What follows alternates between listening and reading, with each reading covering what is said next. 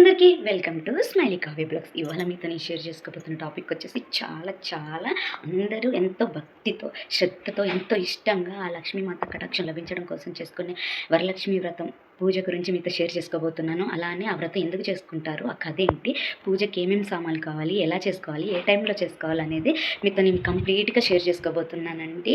Please video కంప్లీట్గా చూసి నచ్చితే లైక్ చేయండి, సబ్స్క్రైబ్ కూడా చేయండి. మరిన్ని వీడియోస్ కోసం నన్ను సబ్స్క్రైబ్ చేయండి. అందరి టాపిక్లకు వెళ్ళిపోదాం. నేనైతే ఇవాళ శ్రావణ శుక్రవారం 2వ వారం ఎందుకు చేసుకుంటారు, వ్రతం ఎలా చేసుకోవాలి, ఏమేమి కావాలి, వాయనం ఎలా ఇవ్వాలని మీతో షేర్ చేసుకోబోతున్నాను. శ్రీమాత్రే నమః. 2 శుక్రవారం వీలు కానుల్లో శ్రావణ శుక్రవారం నాడు కాకపోయినా ఈ శ్రావణ మాసంలో వచ్చే ఏ శుక్రవారంలో అయినా సరే 4వ శుక్రవారం అయినా సరే వ్రతం చేసుకోవచ్చండి, పర్లేదు. పూజకు కావాల్సిన సామాన్లు అండి, ఏమేమి కావాలి, ఎలా చేసుకోవాలో చెప్తున్నాను. పూజకైతే అట్టి పండ్లు కానీ యాపిల్స్ కానీ కావాలి, పసుపు, కుంకుమ, గంధం, అమ్మవారి ఫోటో, కలశం పెట్టడానికి ఇత్తడి, రాగి చెంబు, అలానే తోరణం కట్టడానికి మామిడాకు, తమలపాకులేమో వాయినం ఇవ్వడానికి, అమ్మవారి గౌరీ మాత్రం పెట్టుకోవడానికి ₹1 కాయిన్స్, 1 కాయిన్స్, ఎండు ఖర్జూరం, ఒక్క పళ్ళు, ఒక్క అలానే అట్టి పండ్లండి, అలానే చీర, జాకెట్, గాజులు, పచ్చగాజులు, ఎర్ర గాజులు, ఇంకా ఒక దారం అండి, తెల్ల దారము, ఇంకా ఇంకేమేమి కావాలి అంటే కింద అమ్మవారిని పీఠం పెట్టడానికి ఒక పీఠము, అలానే బియ్యము, అలానే ఇంకా నూనె, పూజకు కావాల్సిన నూనె, ఒత్తులు, అగరబత్తులు, హారతి బట్టన, హారతి కర్పూరం బిళ్ళలు, ఇవన్నీ కావాలి. అలానే బియ్య పిండి ముక్కేయడానికి, అమ్మవారి పీఠం పెడుతుంది కదా, ముక్కేయడానికి ఇవన్నీ కావాలి. అలానేనండి పసుపు కొమ్ము, అమ్మవారికి తాళిలాగా చేసి అమ్మవారి మెడలో వేయడానికి పసుపు కొమ్ములు కూడా కావాలండి. అలానే ఇంకా ఏమేమి కావాలంటే అమ్మవారి పీఠం పెట్టిన తర్వాత అమ్మవారి డైరెక్ట్గా బియ్యం మీద కూర్చోబెట్టాం, అది ఒక జాకెట్ ముక్కేసి అమ్మవారిని కూర్చోబెడతామండి, బియ్యం, పసుపు, కుంకుమ వేసి. ఇప్పుడు నేను ఎలా కూర్చోబెడతారు, అమ్మని ఎలా పెట్టాలి, ప్రసాదాలు ఏం పెట్టాలనేది చెప్పబోతున్నాను. అమ్మవారిని అయితేనండి ఒక పీఠం పెట్టుకొని పీఠానికి పసుపు కుంకుమ రాసి ముక్కేసి బియ్య పిండితో ఒక జాకెట్ ముక్కేసి దాని మీద బియ్యం వేసి పసుపు కుంకుమ గంధం వేసి అమ్మవారి ఫోటోని పెట్టి అమ్మవారి ఫోటోకి కుంకుమ గంధం అంతా అలంకరించేసి అమ్మవారికి దూది ఉంటుంది అనేది నార్మల్ దూది, ఆ దూదితో అమ్మవారికి దండలాగా చేసి దానికి పసుపు కుంకుమ వేయండి. అలానే నేను చెప్పాను కదా అమ్మవారికి తాళని పసుపు కొమ్మతో తాళాడు, పసుపు కొమ్మకి పసుపు కుంకుమ పెట్టేసి అలానే 9 పోగులు వేసి దారానికి కూడా పసుపు కుంకుమలో పెట్టి ముడేసి అమ్మవారి మెల్లో వేయాలని అనేది పూలు ఉంటే పూలు పెట్టండి, దండలాగా వేసి పూలు పెట్టండి. లేవు అనుకుంటే నార్మల్గా మీ దగ్గర మామిడి పూలు ఉంటే మామిడి పూలు పెట్టేసేయచ్చు. అలా అమ్మవారి పీఠం పెట్టేసి అమ్మ ముందు గణపతి దేవుళ్ళు నేను గౌరీ మాతను ప్రతిష్ఠించాలి. తమలపాకు తీసుకొని ఆ తమలపాకు మీద పసుపు కొంచెం వేసి గౌరీ దేవిని చేసి పసుపు కుంకుమ పెట్టి అమ్మవారికి పెట్టి బుట్టు పెట్టి పువ్వు పెట్టాలి. తర్వాత అమ్మవారి ముందు ఇంకొక 9 పోగులు దారాన్ని చేసి దానికి 9 ముడులు వేసి ఆ ముడుల దగ్గర పసుపు కుంకుమ గంధం వేసి అక్షింతలు వేసి అమ్మవారి ముందు పెట్టాలి. అలానే ఈ కంకణాలండి, కంకణాలు కూడా మీ ఇంట్లో ఎంతమంది ఉంటే అన్ని కంకణాలు తయారు చేసుకోండి. ఏం లేదు 9 పోగులు చేసి తమలపాకుని ఇలా మడిచి పెట్టి దానికి పసుపు కుంకుమ ప్లేట్లో పెట్టుకోవడమే, ఎంతమంది ఉంటే అంత పూజ దగ్గర. అలానే పూజ దగ్గర అక్షింతలు తయారు చేసుకోండి, పసుపు కుంకుమ కలిపి కొంచెం ఆయిల్ కలిపి అక్షింతలు కావాలండి. అలానే కలశం పెట్టుకోండి, కలశం పెట్టి చోట కూడా ముక్కేసి కొంచెం పసుపు కుంకుమ వేసేసి కలశం ఇత్తడి కానీ రాగి కలశానికి పసుపు కుంకుమ చుట్టూ రాసి ఒట్టు పెట్టి వాటర్ పోసి నిండా పోయాలండి, సగం పోయొద్దు, నిండా పోసి దాంట్లో ఒక నాణ్యము, పసుపు కుంకుమ, అక్షింతలు, ఒక పువ్వు, మీ దగ్గర ఇంకే ఏమంటారు వాటిని దగ్గర తమలపాకు కానీ మామిడాకు కానీ ఉంటే మామిడాకులు చుట్టూ పెట్టేసి దాని మధ్యలో కొబ్బరికాయ నీట్గా కడిగి పసుపు కుంకుమ పెట్టేసి కొబ్బరికాయ పెట్టి దాని మీద జాకెట్ ముక్కుతో ఇలా చేసి పెట్టి అమ్మవారిలాగా బొట్టు పెట్టి గాజులు వేయాలండి, కలశం మీద గాజులు పెట్టేసేయండి.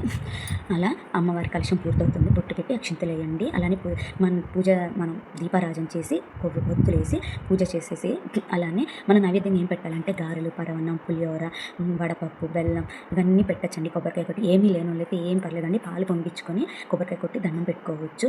పొంగిలేమో పాలు కూడా అనుకుంటే అమ్మవారి ఫోటో ఒకటి పెట్టుకొని అమ్మవారి కొబ్బరికాయ పెట్టి చీర, జాకెట్ పెట్టి దండం పెట్టుకోవచ్చండి. అలా చీర జాకెట్తో పాటు చీర జాకెట్ మీద అమ్మవారికి గాజులు, ఒక్కపొడి, పసుపు, ₹1 ప్యాకెట్స్ ఉంటాయి, పసుపు కుంకుమ ప్యాకెట్స్, అలానే 2 అట్టి పండ్లు, పువ్వు అన్నీ అమ్మవారి దగ్గర ఇట్లా పెట్టాలండి. ఒక ఆకులో అమ్మవారికి వాయనం ఇచ్చినట్టండి, ఆ వాయనం అమ్మవారికి ఇచ్చినట్టు అలా అమ్మవారి దగ్గర పెట్టి అక్షింతలు వేసి ఇలా నైవేద్యాలన్నీ పెట్టి అమ్మవారి అష్టోత్తర నామాలు చదువుకోవాలండి. ధనలక్ష్మి, ధైర్యలక్ష్మి, గజలక్ష్మి, విద్యాలక్ష్మి, ధైర్యలక్ష్మి, సంతానలక్ష్మి, ఇవన్నీ సూత్రాలు చదువుకొని అమ్మవారికి అక్షింతలు వేసుకుంటా ముడులు ఉన్నాయి కదండి, ఆ ముడుల మీద కూడా మీరు అక్షింతలు వేసుకుంటా పూజ చేసుకోండి. అంతా పూజ అయిపోయింది, నైవేద్యం సమర్పయామి అని చెప్పేసి హారతి ఇచ్చి కొబ్బరికాయ కొట్టి హారతి ఇవ్వాలండి. హారతి ఇచ్చి అమ్మవారికి దండం పెట్టుకొని పూజ అంతా అయిపోయిన తర్వాత మీరు మనసులో ఏమైతే కోరుకున్నారో అమ్మవారికి చెప్పండి, ప్రసాదాలు తీసుకోండి. అలానే ఇంకో విషయం అండి, మీతో అలా చేసి పూజ అంతా అయిపోయిన తర్వాత కంకణాలు కట్టేసుకోండి. మీకు తెలుసు కదా కంకణాలు కట్టుకోవాలి. అప్పుడైతేనే పూజ సంపూర్ణంగా అయిపోయినట్టు.